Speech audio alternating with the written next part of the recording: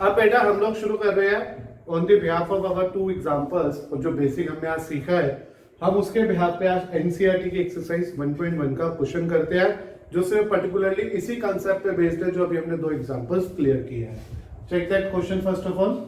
Use the Euclid divisor logarithm to find out the SCF of descendants. This is your NCERT 1.1 exercise, question number first, part first. To start with this, as we again know कि A equal to BQ plus R, where R is always less than B, starting from 0, is known as, क्या बोलते हैं हम इसे? Euclid's division algorithm. क्योंकि now we are working to NCERT question, तो ध्यान से सीखना ये। अब हम लोगों ने ये डिसाइड करना है यूक्लिड डिवीजन के अंदर कि since 225 is greater than 135, therefore क्या कंक्लूजन निकला? देयरफॉर कि ए जो आएगा, डिविडेंड जो आएगा वो तो 225 आएगा और बी जो आएगा वो 135 आएगा। Is this okay? We have to decide according to our question कि जो बड़ी वैल्यू है वो A है एज अ डिविडेंड और जो छोटी वैल्यू है वो B है एज अ डिवाइजर। Now बेटा we apply this concept on this part। 225 135 ये इसमें वन टाइम ही जाएगा और साथ में 90 आएगा। क्या मैं डिवाइड करके दिखाऊं? चेक इट प्लीज, अगर आपको देखना है तो 135 से डिवाइड किया, 1 जा 135 and hence we have a remainder as 90। अब हम लोगों ने लिखा as its remainder, as the remainder is 90, जो जीरो नहीं है। क्या इंडिकेट कर रही है ये बात? ये इंडिकेट कर रही है कि अभी यूक्लिड डिवीजन दोबारा लगेगा। तो नाउ बेटा अगर ऐसा हो गया है तो A become 135 and B become 90 and again apply Euclid division algorithm। लिखना चाहो तो जरूर लिखिएगा। तो यूक्लिड डिवीजन एलोगरिथम लगाने के लिए मैंने लिख दिया 135 90 into 1 plus 45, ये मेरा यूक्लिड डिवीजन फिर से लग गया। इज दिस ओके ना? जब आपने 90 को एज अ डिवाइजर माना, 135 को एज अ डिविडेंड माना, 1 से करा तो मेरे पास रिमाइंडर 45 आ गया। फिर से मैंने क्या लिखना है? As remainder is 45 which is not equal to 0। क्या इंडिकेट कर गया? मैंने बताया था ना, जब तक रिमाइंडर 0 नहीं आएगा we have to continue our algorithm again and again। तो अभी फिर से मैं algorithm लगा रहा हूं। इस बार जो A आ गया वो 90 आ गया, B जो आ गया वो 45 आ गया। Therefore बेटा 90 equal to 45 into 2 plus 0। Since you observe that कि रिमाइंडर 0 आ गया, तो अभी मैंने लिखा as remainder is 0। रिमाइंडर के 0 आते ही हमने क्या कंक्लूड कर लिया? Hence the HCF of our question is 45। Euclid division algorithm लगना बंद हो गया क्योंकि मेरे क्वेश्चन में हमारा एचसीएफ 45 आ गया। तो आपने चेक करा एक बार दोबारा से कि ए और बी पता था मुझे, ए हमेशा बड़ा नंबर लेना था, बी हमेशा छोटा नंबर लेना था, तो मैंने लिया ए और बी एस 225 एंड 135। ए आ गया 225, बी आ गया 135। यूक्लिड डिवीजन को अप्लाई किया इसके अंदर और इस कंसेप्ट की हेल्प से, तो मेरे पास जो रिमाइंडर आ गया वो 90 आ गया। एज रिमाइंडर 90 आया, जो इस बात को कंफर्म करेगा कि रिमाइंडर 0 नहीं है। सिंस रिमाइंडर 0 नहीं है, मुझे यूक्लिड डिवीजन को अगेन यूज करना है। तो मेरे क्वेश्चन में ये रूल होता है, हमारे पास ये रूल होता है कि नाउ जो नया डिविडेंड बनेगा वो तो बनेगा 135, जो नया डिवाइजर बनेगा वो 90 बनेगा। We again apply this algorithm in this question. Again मैंने चेक करा मेरा रिमाइंडर 0 नहीं है। अब जो नया डिविडेंड बनेगा वो बनेगा 90 और जो नया डिवाइजर बनेगा वो बनेगा 45। आसान लैंग्वेज में ए ये होगा, बी वो होगा। और जैसे मैंने इस बार इसमें अप्लाई किया अपना यूक्लिड डिवीजन एलोगरिथम, मेरे क्वेश्चन का रिमाइंडर 0 आ गया। Since as a remainder become 0, मेरे क्वेश्चन का एचसीएफ कितना आ गया? 45 आ गया। बेटा ट्राई करते हैं क्वेश्चन नंबर फर्स्ट का सेकंड पार्ट, वही 1.1 एक्सरसाइज। एलोगरिथम डिवीजन को यूज करें, एचसीएफ निकालें। As you observe your question again, तो यहाँ पे 38220 ए है क्योंकि वो बड़ी वैल्यू है और 196 छोटी वैल्यू है। तो ए और B decided here according to this rule. मेरे को पता है 38220 196 इंटू हमारे को यहाँ पे इसे डिवाइड करना है। 382220 को 196 से डिवाइड किया।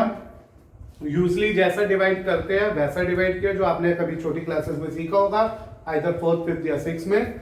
उसी के आधार पे हम डिवाइड कर रहे हैं।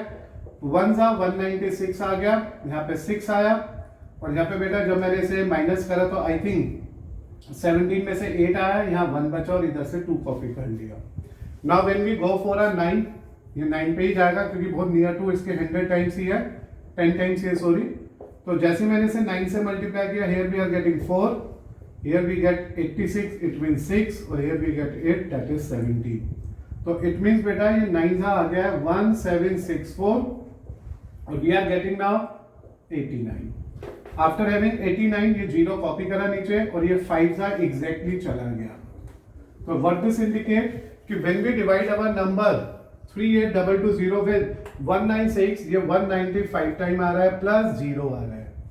As it is clear from the algorithm that remainder is 0, तो ये तो एक ही स्टेप में क्वेश्चन निकल गया।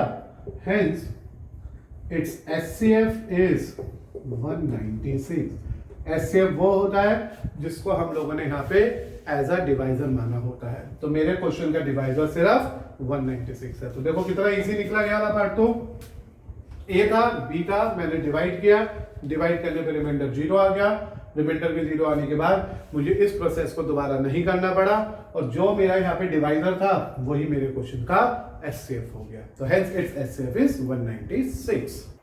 Now try the third part of question number first, जिसमें एक बार फिर से लिखा है यूक्लिड डिवीजन एलोगरिथम की हेल्प से इन दोनों रिजल्टेंट वैल्यू का एचसीएफ निकालें। तो बेटा अगर हम ध्यान दें इस क्वेश्चन को, तो एक बार फिर से मुझे डिसाइड करना है कि ए आने वाला है 867 एंड बी आने वाला है 225, and reason is very clear I think. बड़ा वाला ए एज डिविडेंड, छोटे वाला बी एज डिवाइजर।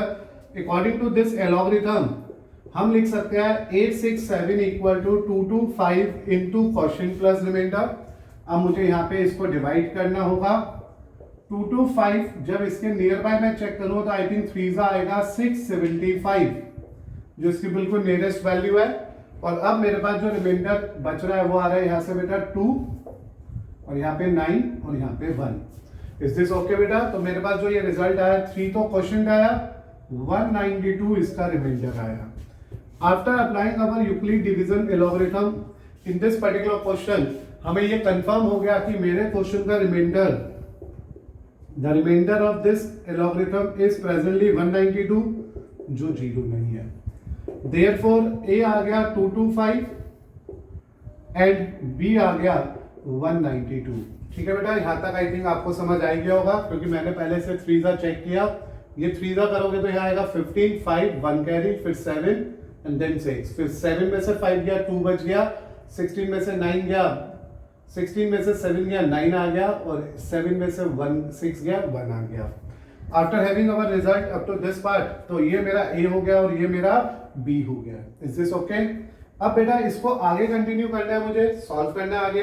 तो मैं अब क्या करूंगा, आप देखो यहां आएगा 225 इक्वल टू 192 इंटू, तो अभी मेरे को क्या करना होगा, यहाँ पे 225 लाना होगा और इसे 1 करूंगा और ये आ जाएगा 192।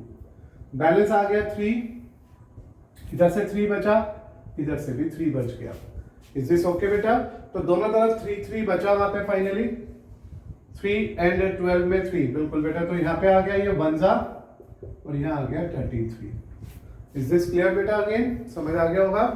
अब मेरे को और आगे कंटिन्यू करना है इसे, और बेटा अगर मैं इसे और कंटिन्यू करूं तो अभी मेरे को यहाँ पे फिर से डिसाइड हो गया है, आराम से दिखाई देने लग गया है कि मेरे क्वेश्चन का रिमाइंडर 0 नहीं है। तो मेरा रिमाइंडर 0 नहीं आया, since remainder is not equal to 0 as it is 33, therefore A become 192 and B become 33. Is this okay? तो मुझे A और B फिर से मिल गया। मैं प्रोसेस को कंटिन्यू कर रहा हूँ। मैंने अब लिखा 192 equal to 33 into, you noted ना, ये 33 is divided with 192। Now you need to check कब होगा ये डिवाइड 192 से। तो अभी मैं इसको चेक करने जाऊं तो 6 चेक करके देखो बेटा, 6 तो ये आ गया 18, 198 बड़ा आ रहा है, तो 5 लेते हैं। तो 5 आएगा यहाँ पे, देखो आप, जब मैं यहाँ पे 5 लिखूंगा तो ये आ गया 15 165, तो 165 आ गया and here the balance is 27। तो ये मेरे को मिला 5 प्लस 27, लेकिन इस स्टेप में भी मेरा आंसर 0 नहीं आया। Is this clear? इस स्टेप में भी मेरा आंसर 0 नहीं आया। मैं अभी से रब कर रहा हूँ आपको कंटिन्यू करने के लिए इस क्वेश्चन के लिए। तो देखो अभी मेरे को फिर से पता चला since remainder is not 0, remainder कितना है 27 जो 0 नहीं है, हेंस जो न्यू ए आ गया वो आ गया 33, जो बी आ गया वो आ गया 27। तो पहले देखो एक बार ये लॉगरिथम लगाई, दूसरी बार लगाई, तीसरी बार लगाई, लेकिन अभी भी मेरा रिमाइंडर 0 नहीं आ रहा है। अब मैंने दोबारा ट्राई करा 33 इक्वल टू 27 इंटू 1 प्लस 6, और बेटा इस बार भी रिमाइंडर 0 नहीं आया। तो remainder is not 0, we continue it. I think यहाँ पे 6 आया जो 0 नहीं है। अब मेरे लिए ए आ गया 27 और बी आ गया 6। 27 इक्वल टू बेटा 6 इंटू क्या करूं, तो ये आ गया 6 4 24 प्लस 3, ये तो ऑलरेडी आता होगा। अभी भी बेटा रिमाइंडर 0 नहीं आया, तो remainder is 3 which is not equal to 0। We need to go for one more time. तो ए और बी फिर से 6 और 3 आया, 6 equal to 3 into 2 plus 0 and ultimately मुझे मिला 0। Hence LCM HCF of my question is 3 only. तो मेरे क्वेश्चन का एचसीएफ 3 था। This is the third part जिसमें मैंने आपके लिए देखा ये 8 6 7 एंड 2 to 5 के बीच में मुझे एचसीएफ निकालना था। मैंने पहले एलॉगरिथम अप्लाई करा, रिमाइंडर 0 नहीं आया, मैंने अपने प्रोसेस को रिपीट करा, फिर एलॉगरिथम अप्लाई करा, फिर से 0 नहीं आया, फिर से प्रोसेस को रिपीट किया and we continue this for a 6 time. After that we are getting our answer as 3, जो इसका फाइनल एचसीएफ है। तो बेटा आपने देखा भी हमारा एचसीएफ 3 आ गया। Please remember that this is a extra question, क्योंकि हमारे पास क्वेश्चन है 8 6 7 एंड 2 to 5, ठीक है। तो this is not a NCERT first question third part, it is a one of the extra question जिसका आंसर 3 आ रहा है। नाउ ट्राई एनसीईआरटी क्वेश्चन जो इसका थर्ड पार्ट है, उसमें बस बेटा थोड़ा सा चेंज है। In the place of 2 to 5 it is 2 5 5, ठीक है। So please pause the video and try this part yourself first of all, then we go for a solution of it. तो देखिए बेटा this is the actual question number third part of first question, third part first question 1.1। अभी जो previous करा था वो just as a extra हो गया, क्योंकि वहां पे मैंने इंस्टेंट ऑफ 2 5 5 2 to 5 ले लिया था। तो अभी इसके हिसाब से एनसीईआरटी के क्वेश्चन को करते हैं। अगर आप इस पे भी ध्यान दे रहे हो तो बेटा A is again 867 and B is 255। The reason is very clear, जो बड़ा नंबर है वो ए होगा, जो छोटा नंबर है वो बी होगा। यूक्लिड डिवीजन लगाते हैं तो 867 इक्वल टू 255 इंटू क्या करें देख लेते हैं। तो बेटा 255 को मैंने 3 से मल्टीप्लाई किया, क्योंकि मुझे दिख रहा था जो 8 के आसपास 800 के पास है, तो इसे 3 से ले लेते हैं। 50 1 कैरी 6 1 कैरी 7, तो मुझे ये 3 मिल गया और मेरे पास जो रिमाइंडर बचेगा इसको इससे माइनस करके दैट इज 102। तो ये एक तरह से मेरे पास पहला बार डिवीजन एलॉगरिथम लगी इस क्वेश्चन में, और मेरे पास अभी भी जो रिमाइंडर आ रहा है दैट इज 102 जो इक्वल टू 0 नहीं है, तो मींस अभी एचसीएफ नहीं आया, प्रोसेस रिपीट होगा। अब ए हो गया 867, सॉरी बेटा ए क्या होता है, व्हाट इज ए, जो हमारा पहले डिवाइजर था। तो ए हो गया 255 एंड बी हो गया 102। फिर से अप्लाई करता हूं इसी डिवीजन एलॉगरिथम को। 102 2 जा ही करोगे जब आप, तो ये 204 आएगा और यहां बचेगा 51। तो दिस इज सेकंड टाइम हमारा डिवीजन एलॉगरिथम लगा इसको सॉल्व करने के लिए, लेकिन conclusion is again very same. अभी भी मेरा जो रिमाइंडर है वो 51 आ रहा है, जो 0 नहीं है, तो इट मींस प्रोसेस रिपीट होना है। अब की बार ए बनेगा 102 और बी बनेगा 51। नाउ स्टूडेंट फिर से मैंने देखा कि जो मेरा रिमाइंडर आ रहा है, सॉरी रिमाइंडर, अब जो मेरा पास यूक्लिड डिवीजन एलॉगरिथम आ रहा है वो आ रहा है 102 51 इंटू 2 प्लस 0, और जैसे बेटा 0 आ गया we are in a position to say that कि हमारे पास क्योंकि रिमाइंडर 0 है, as it's remainder is 0 therefore it's HCF is 51। तो इस क्वेश्चन का एचसीएफ 51 आ रहा है। तो इस तरह से बेटा मेरे पास हुआ फर्स्ट का थर्ड पार्ट, ए और बी डिसाइडेड था क्योंकि बड़ा वाला ए छोटा वाला बी, उसको डिसाइड करने के बाद मैंने यूक्लिड डिवीजन एंड लॉगरिथम लगाया, फिर से रिमाइंडर चेक करा, जीरो नहीं आया, ए और बी को चेंज मारा, न्यू ए न्यू बी, समझ रहे हो ना, ए और बी नए नए, फिर दोबारा फिर से रिमाइंडर 51 आया, फिर से जीरो नहीं आया, नया ए नया B, and then finally we get our remainder as zero. On that behalf मेरे पास जो इसका रिजल्ट आ गया वो 51 आ गया। चलिए बेटा स्टार्ट करते हैं आपके एनसीईआरटी 1.1 ऑफ क्वेश्चन नंबर 3 से।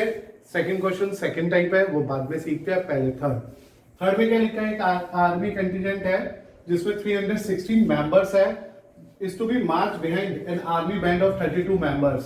What they are saying, 32 band members तो आगे चल रहे हैं परेड में और 616 members पीछे चल रहे हैं आर्मी के। हमारे को the two groups are to be marched in a same number of columns. इन दोनों को एक नंबर ऑफ कॉलम्स में लेना है कि ऐसा ना लगे कि वो अलग है और वो अलग है। आगे बैंड के 32 लोग, पीछे 616 लोग, लेकिन कॉलम जो बनाने हैं वो सब बराबर बराबर बनाने हैं, यानी कि सबको 10-10 में बांट दो, 15-15 में बांट दो, वो आपको बताना है। What is the maximum number of column in which they can be marched? हमें बताना है कि कितने लोगों का कॉलम बनाए, कितने कितने के ग्रुप्स बना ले मैक्सिमम से मैक्सिमम, जिससे कि वो सब बराबर डिस्ट्रीब्यूट होते हुए चलते हुए दिखाई दे।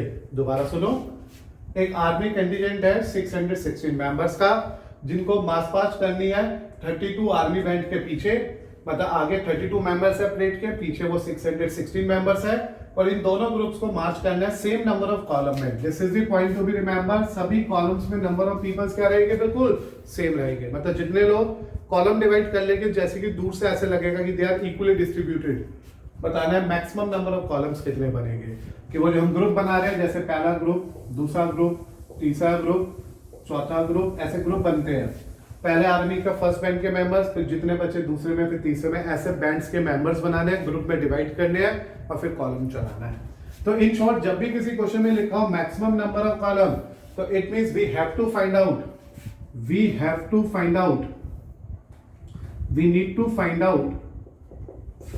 Out the SCF of 616 and 32।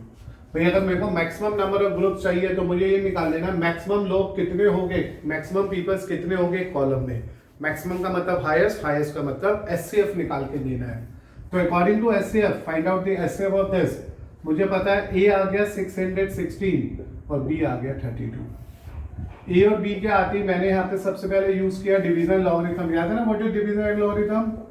तो this is our division and algorithm. पढ़ते आ रहे हो तो याद ही होगा। तो जब मैंने इस पे फिट किया 616 equal to 32 into question plus remainder, तो डिवाइड करके देखना पड़ेगा मुझे। 662 यहाँ पे 32 लिया, आई थिंक 1 से ही जाएगा ये, तो अभी 32 यहाँ पे 9 और 2 आ गया, और यहाँ पे बेटा 6 आ गया। अब 296 32 के बहुत नियर है, 10 टाइम के, तो 9 से मल्टीप्लाई करके देखा 18 1 कैरी 2 8, तो एग्जैक्टली बेटा वी आर गेटिंग 9 और ये आ गया 288 और एलसीएम बच गया 8। तो इन दी एंड मुझे पता चला ये 19 है और ये 8 है। तो ये लगी मेरी डिवीजन लॉगरिथम का पहला स्टेप। सिंस रिमाइंडर जो आ रहा है मेरे पास, या एज रिमाइंडर जो आ रहा है मेरे पास वो 8 आ रहा है, जो 0 नहीं है, इसका मतलब कंटिन्यू करना आगे। व्हाट इज न्यू ए, तो वो 32 हो गया। व्हाट इज न्यू बी, 8 हो गया। New dividend, new divisor. Now beta we again apply this particular concept, that is division logarithm. 32 equal to 8 into 4 plus 0, and finally we are getting our remainder as 0. So as remainder is 0, therefore SCF is 8. SCF कितना आ गया? 8 आ गया। तो मुझे लगता नहीं कि repeat करना चाहिए क्योंकि बहुत सिंपल सा था। बस जो पॉइंट तो भी रिमेंबर था वो ये था कि क्वेश्चन के अंदर मैक्सिमम नंबर ऑफ कॉलम चाहिए थे, वो 8 लोगों के आ रहे हैं। तो क्या लिखना है हमारे, what is the maximum number of column? तो maximum number of columns is 8, कि हमारे को 8 लोगों के ग्रुप बनाने हैं, 8 लोगों के कॉलम्स बनाने हैं, जो one behind the other parade में चलेंगे। तो क्वेश्चन देख लीजिए, 660 मेंबर्स और 32 मेंबर्स को परेड में ऐसे अरेंज करना था कि वो जो 2 ग्रुप्स है वो सेम नंबर ऑफ कॉलम्स के साथ चले, हर कॉलम में एक जितने लोग हो, तो बताओ कितने मैक्सिमम नंबर ऑफ कॉलम्स बने? तो there are 8 maximum number of columns in this question number 3। 1। चलिए बेटा देखेगा, वन ऑफ द एग्जांपल ले लिया मैंने आपके लिए इसी पर्टिकुलर टॉपिक से बेस्ड।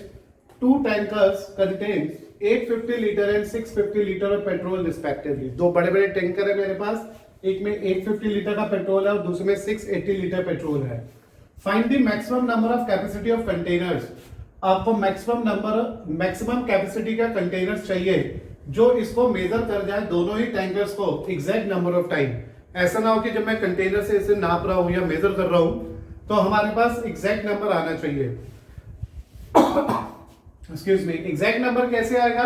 एग्जैक्ट नंबर का मतलब हो गया कि जब मैं कंटेनर से उसे मेजर कर करके रख रहा हूं या कंटेनर्स में फिल कर रहा हूं तो लास्ट में ऐसा ना हो कि कोई कंटेनर आधा रह जाए या थोड़ा सा बड़ा हुआ रह जाए, थोड़ा सा कम रह जाए। सबके सब एग्जैक्ट उतने ही कंटेनर्स में डिस्ट्रीब्यूट करने हैं। जैसे मेरे को यहाँ मैक्सिमम ना बोला होता तो मैं 1-1 लीटर के सारे कंटेनर भर लेता तो 850 ये बन जाते, 680 ये बन जाते। लेकिन मुझे क्या कहते हैं? Maximum number of containers. तो whenever you observe the word maximum capacity of container, it click that HCF निकालना है। तो इस क्वेश्चन को क्योंकि 2010 एंड 8 दोनों साल हमारे सीबीएसई बोर्ड में क्वेश्चन था तो कंसीडर करो important one and go for it. तो मुझे सबसे पहले क्या करना है? Find the HCF of 850 and 680। ठीक है, ये फाइंड करना है। क्यों करना है ये फाइंड? क्योंकि मैं वो कंटेनर का साइज निकाल दूंगा सबसे बड़े से बड़ा जिसमें मैं इस पूरी कंटेनर्स को फिल कर दूंगा, इस पूरे टैंक को फिल कर दूंगा कि वो एग्जैक्ट नंबर्स में काउंट हो जाएगा। चेक इट वेरी फास्ट बेटा। आप देखो आपके पास है नंबर, एचसीएफ निकालना है तो यूक्लिड डिवीजन लॉगरिथम लिख लेते हैं पहले एक ही बार। Let the Euclid division algorithm is, कई बार ये यूक्लिड डिवीजन लॉगरिथम जो मैं लिख रहा हूं बेटा ये लिखो या लीमा लिखो, बहुत नियर टू ईच अदर है, बहुत एक दूसरे के करीब होती है, इंटरलिंक्ड होते हैं, इसलिए हार्डली मैटर होता है। तो हमें पता है कि यूक्लिड डिवीजन लॉगरिथम से हमें आ गया है a = bq + r का रिजल्ट, और जहां पे r की वैल्यू 0 से b के बीच में होगी। उम्मीद है याद हो गया होगा अब तक इस टॉपिक में।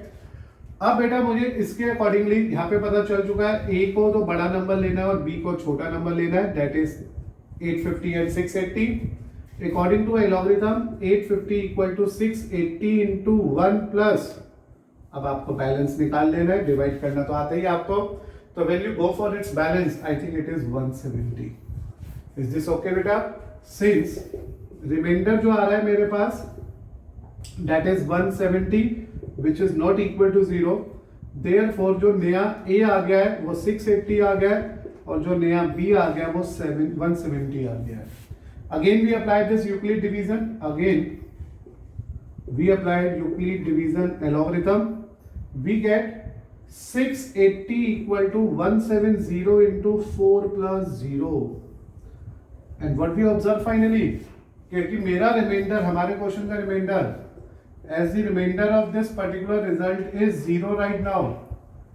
And इसका डिविडेंड कितना है, इसका डिवाइजर कितना है? its divisor is 170, hence HCF is 170। तो क्या कंफर्म हो गया बेटा? HCF 170 आते ही जो वो मैक्सिमम कैपेसिटी का कंटेनर होगा, maximum capacity of a container is 170 litre. 170 litre का कंटेनर ले आइए, वो इन दोनों ही टैंक्स को एग्जैक्ट नंबर ऑफ टाइम पे काउंट करके दे देगा। कई बार पहले तो अज्ञात है, दोबारा सोचो एक बार मेरे साथ। जिस भी क्वेश्चन में मैक्सिमम पूछा है तो इट मींस हमें एचसीएफ निकालना है। एचसीएफ निकालने के लिए मैंने नोट करा ये 650 था, ये 680 था, ये 850 था, ए और बी बन गया। मैंने अपने एल्गोरिथम में फिट करा, रिमाइंडर 0 नहीं आया तो कंफर्म हुआ कि दोबारा एल्गोरिथम लगेगी, दोबारा एल्गोरिथम लगाई तो रिमाइंडर 0 आ गया, एचसीएफ आ गया 170। इसका मतलब ये क्या कंफर्म हो गया कि जो मुझे कंटेनर चाहिए इसे पर्टिकुलर मेजर करने के लिए एग्जैक्ट नंबर ऑफ टाइम में तो 170 लीटर का है। ये एक्स्ट्रा इंफॉर्मेशन दे रहा हूं मैं आपको जस्ट फॉर एक्स्ट्रा नॉलेज। वो क्या, अगर आपसे ये पूछ ले बताओ ये कंटेनर्स कितने चाहिए, तो मेरे को पता है पहले 850/170 करूंगा तो 5 कंटेनर तो पहले टैंक के लिए चाहिए, और 680/170 करूंगा तो 4 कंटेनर दूसरे के। तो इट मींस इन टोटल मुझे 9 कंटेनर्स चाहिए इन्हें मेजर करने में। ये एक्स्ट्रा इंफॉर्मेशन है बेटा कि 170 लीटर का कंटेनर चाहिए। 170 लीटर का कंटेनर अगर पहले टैंकर को मेजर करने के लिए 5 बार यूज करना पड़ेगा, दूसरे कंटेनर को मेजर करने के लिए 4 बार यूज करना पड़ेगा। इन टोटल 9 कंटेनर ले आऊं मैं 170 लीटर के, तो दोनों के दोनों टैंकर उन कंटेनर्स में फिल हो जाएंगे। चलिए बेटा स्टार्ट करते हैं example 4। This is again one of the board question 2016, 2012 and 2010। तीनों साल ये क्वेश्चन एज इट इज आया बोर्ड में, तो it's good to think this question again. क्या लिखा हुआ है? Find the HCF of 180, 252 and 324 by using Euclid division lemma. Euclid division lemma use करना है। अब आप कहोगे इसमें ऐसा क्या स्पेशल है? इसमें स्पेशल है बेटा वो 3 टर्म्स। अब तक मैंने जिसमें भी यूक्लिड डिवीजन सिखाया वहां 2 नंबर थे, या 3 नंबर है। तो what we need to do, तो हम लोगों को पता है given numbers are 180, 252 and 324। It means सबसे बड़ा है 324, फिर 252, फिर उससे छोटा है 180।